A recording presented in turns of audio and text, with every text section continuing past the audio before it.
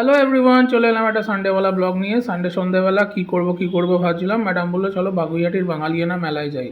আমি ভাবলাম এই গরমের মধ্যে মেলা, যাই হোক বেশি লোকজন হয়তো আসবে না, তো যেই ভাবনা সেই কাজ, রেডি হয়ে বেরিয়ে পড়লাম।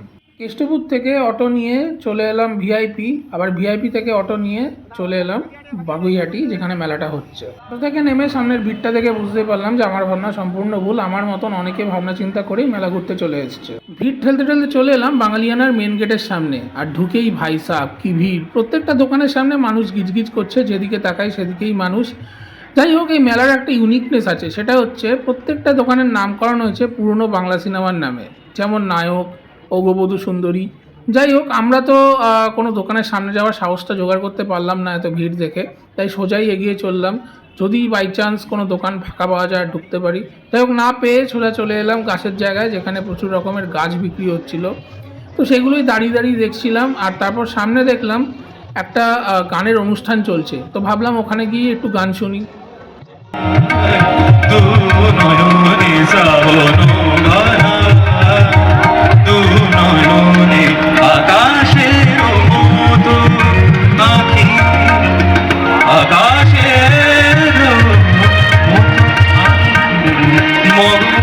গান শোনার পর আরেকটা সাইডে ঘুরছিলাম, এদিকে অবশ্য জামা কাপড়ের দোকানই বেশি ছিল। তো এগুলো দেখতে দেখতে একটা সাইডে দেখলাম যে বাঙালির যে ইমোশন ইস্ট বেঙ্গল মোহনবাগান, সেটাকেও তুলে ধরেছে।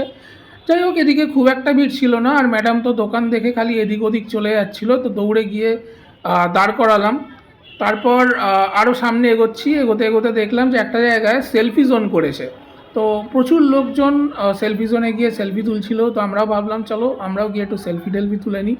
তো এখানে একটু ফটো তুললাম, ফটো তুলে আর ভাল লাগছে না, এবার বেরোতে হবে। যাই হোক, আরেকটা জায়গাও ফাংশন চলছিল, এই ভেতরে আর ঢুকিনি এত ভিড় দেখে, কারণ এই গরমের মধ্যে ভিড়ে ঢুকতে একদম ভাল লাগছিল না।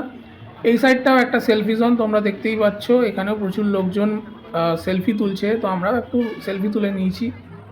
মেলা থেকে বেরিয়ে ম্যাডাম বললো যে মেলাতে তো কিছু খাওয়া হলো না, চলো ডিনারটা করেই ফিরি। বললো সল্টলেক স্টেডিয়ামের কাছে নাকি সুইট অ্যান্ড সাওয়ার বলে একটা রেস্টুরেন্ট আছে। আমি তো খুব ডাউটফুল ছিলাম যে কেমন হবে না হবে, ম্যাডাম বললো ভালোই হবে, তো সেই হিসাবে চলে এলাম সুইট অ্যান্ড সাওয়ার। এই হচ্ছে সুইট অ্যান্ড সাওয়ার, সল্টলেক স্টেডিয়ামের কাছে।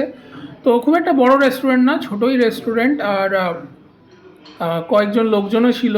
তো আমি একটু গুগলে রিভিউ দেখে নিচ্ছিলাম যে কেমন হবে না হবে।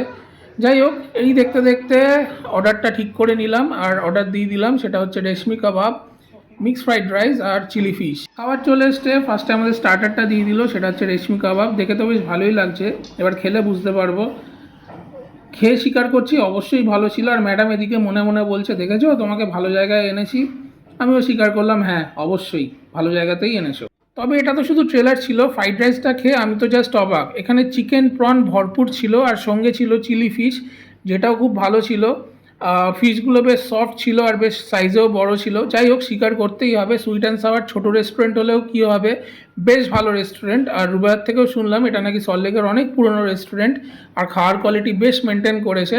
যাই হোক, এখানে শুধু চাইনিজ না, এখানে নর্থ ইন্ডিয়ান, বেঙ্গলি থালি সব কিছুই পাওয়া যায়।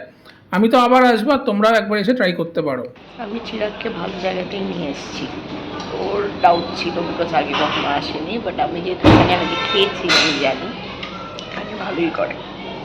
চলো আমি খেতে শুরু করি। রেস্টুরেন্ট থেকে বেরিয়ে ক্যাবে উঠে গেছি, এবার বাড়ি ফেরার পালা। এদিকে ম্যাডাম তো ফোনে ব্যস্ত, আর আমি ভাবছিলাম যে ব্যাস সানডেটা তো শেষ, এবার সোমবার থেকে আবার একটা লড়াই শুরু।